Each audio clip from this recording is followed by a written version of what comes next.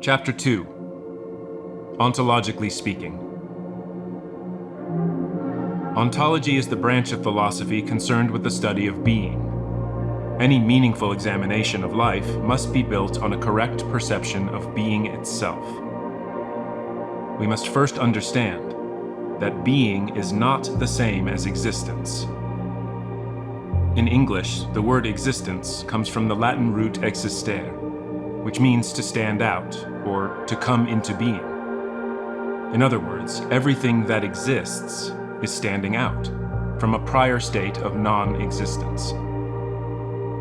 This is why, accordingly, the atheist makes a valid point. Properly speaking, God does not exist. For God did not come into being, and there was never a time when God was not. Muslims even state in the Shahada, the testimony of faith, there is no God but God. The first half affirms that God does not exist. The second half tells us that yet there is God. Philosophically speaking, there are three categories of being: necessary being, possible being, and impossible or absurd being. By the term necessary being, we mean being without which existence itself is impossible. In other words, the source of everything that exists.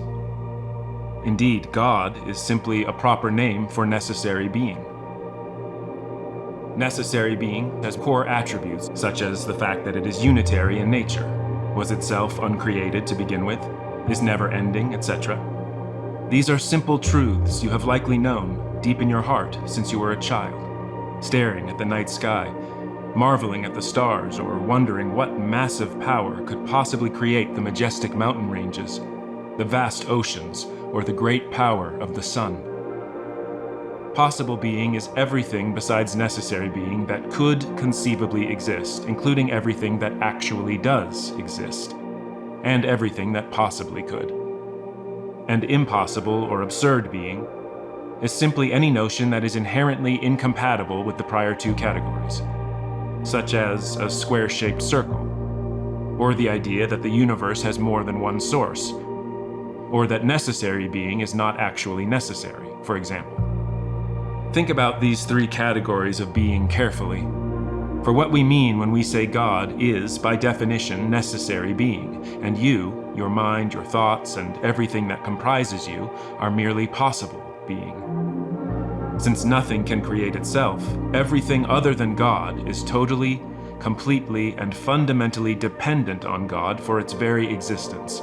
Whereas conversely, God is totally, completely, and fundamentally independent of any and every need whatsoever.